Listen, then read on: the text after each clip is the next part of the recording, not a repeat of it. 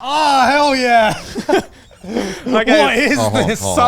What is this? Sorry, go ahead. So yeah, some of these are very Australian.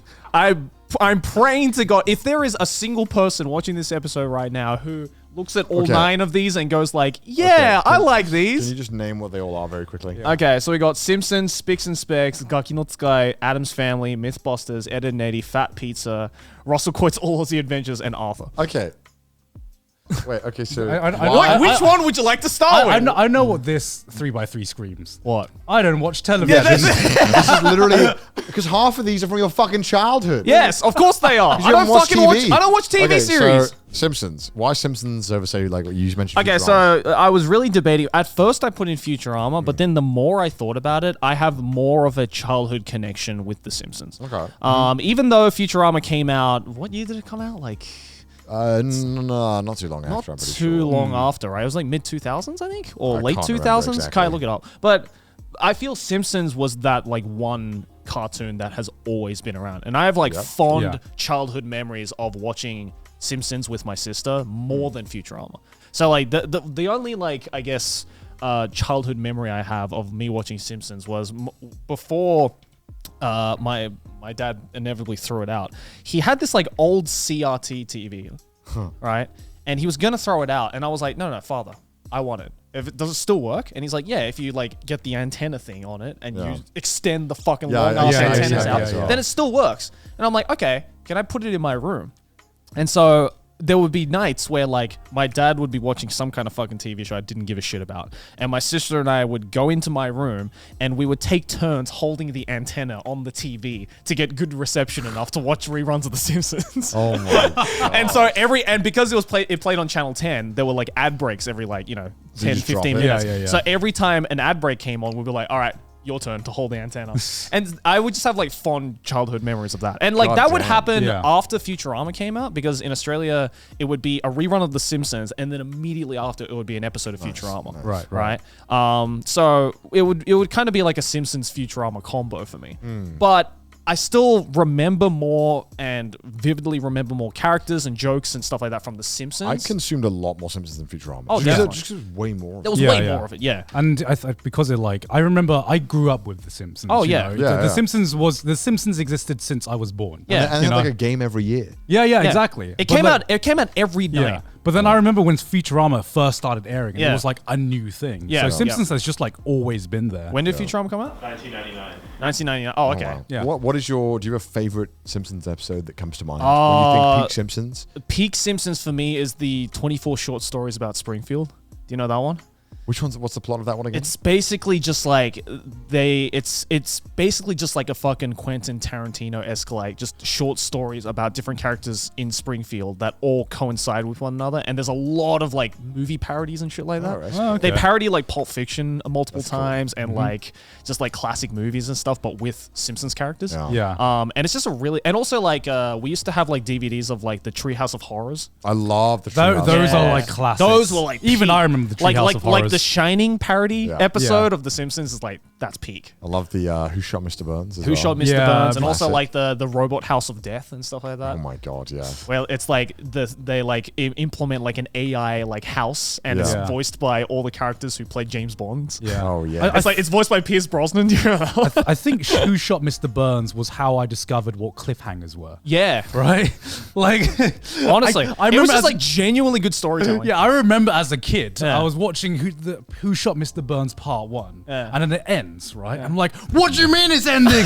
What? Where is part 2? Where is part Wait, two? what do you mean I have to wait? I'm like 5 or something, right? Yeah. But like, the writing was so good that, it got a fucking child invested. Yeah, man. and I think as well, like I had it really good because like obviously Simpsons started way before any of us were born. Yeah. And so like a lot of the Simpsons that we saw on that shitty CRTV were reruns of the older seasons, which anyone who's watched enough Simpsons will agree was peak Simpsons, right? Yeah, exactly. When did you stop watching The Simpsons? When did you all stop watching The Simpsons? When I stopped watching TV. Yeah, pretty much. I used to, because on in the UK, right?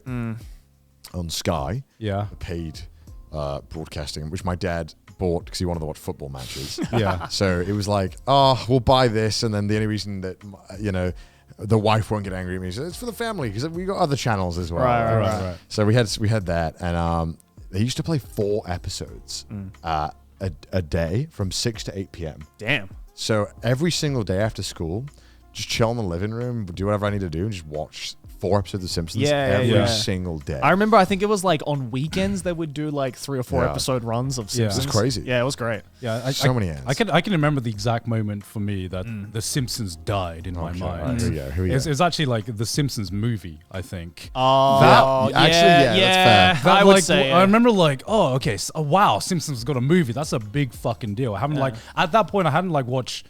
You know, I grew up with The Simpsons, but I wasn't like regularly watching. You don't realize that like season like 9 or 10 is shit. As a kid. You're just like, oh, this is funny, hee thing. Yeah. You know, Michael Jackson. And then I remember like people fucking losing it over fucking Spider Pig or something. Oh, God, I hated that. And I'm just like, what? This isn't funny. Why are people laughing? That was definitely the least funniest part of the Simpsons movie. That was like, and there were many not funny parts of the Simpsons. Yeah, that was like, I remember back when that came out, people were like quoting it. I'm like, this is the Pickle Rick of my time. You know, it literally was. Yeah, I was just like, why are people quoting Spider Pig? It's not even Spider Pig ran so Pickle Rick could walk. Dude, I fucking loved, especially like when we were probably getting in Simpsons when all the best Simpsons games were out. Yeah. Oh, like hit and run. Yeah, the one in the arcade. The arcade ones were fucking awesome. The fighting one. Yeah. Oh my God, that was so a fucking coin guzzler. That was peak Simpsons right there. But yeah, I mean, Simpsons is great. Simpsons is great. What the fuck is Spix and Specs? Okay, Spix and Specs is a TV show. That sounds Australian. It looks like a kid's show. It's a quiz show. It's a quiz show. It's a music quiz show. Is it like a gay pride show? No, They not got at the all. flag They going. just happen to have a rainbow. Okay. Rainbows are dope. But it's named after, I think, a Beach Boys song, I think. Right. But basically, it's kind of like, imagine like QI, right? But Yeah. except all of the questions and all of the guests are musicians. Okay, yeah, this is right up your alley. Yeah, and obviously, you know, I'm a fucking music nerd, right? Yeah. So it's like, that show was really cool because not only would they get really cool musicians on as guests, but they also, like, it was hosted by an Australian comedian called Adam Hills.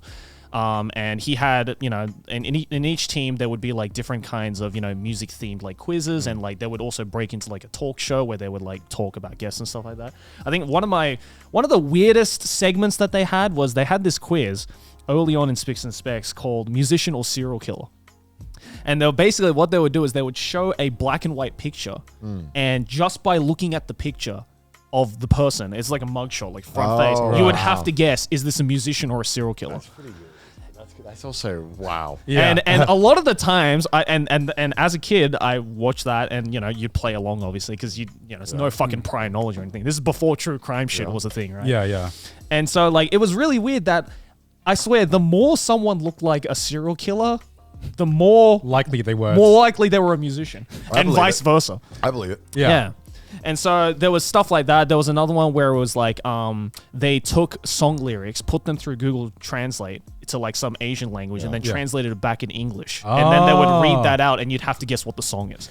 And so like, it was just like really cool ideas for quizzes. Yo, note that down, Kai. That's a great idea for an after dark quiz. Honestly, honestly though, like I came up with so many like quiz ideas and stuff like that for my videos through shows like this. Yeah. Because it was just like really interesting and fun ways where you could kind of, another one where it was like, there was like an exercise bike that was connected to a vinyl player, like a vinyl record player. Right. And you had to pedal the bike at a certain speed for the song to be able to play at a regular that's tune. cool. And then you have to quickly guess what the song is, That's for pretty example. sick. It's just stuff like that. Sounds good. Yeah. It's a really, really good show. Even if you have no idea about music, just the fact that it's like hosted by a comedian who's really funny, has a lot of really cool musical guests, and just like the quiz segments are just really creative. Yeah. Which is like really, really good show.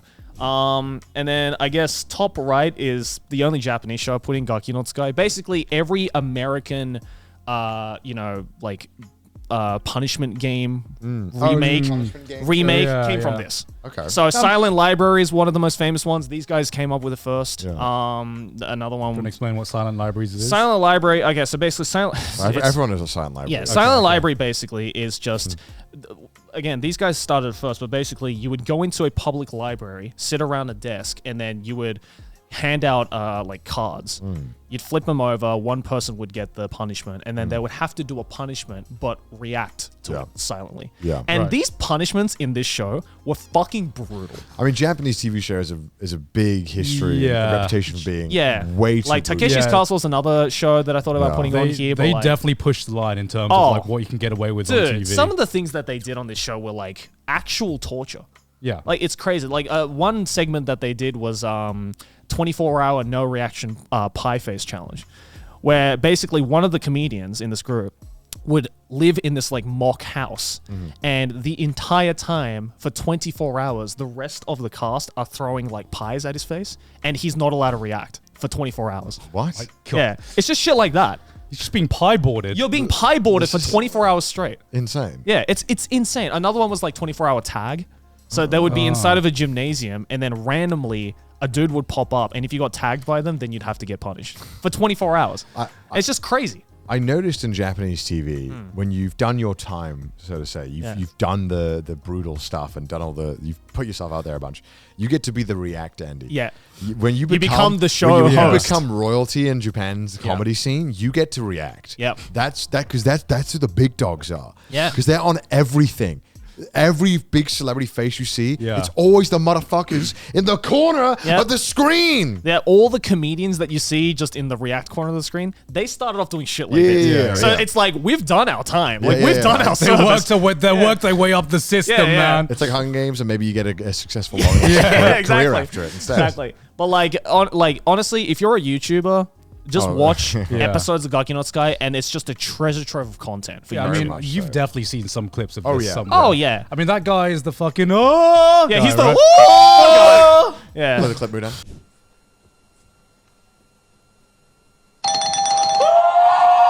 But so that's like one of my favorite Japanese shows going on. Also, I learned a lot of Japanese watching that show as a child. I believe it. Yeah.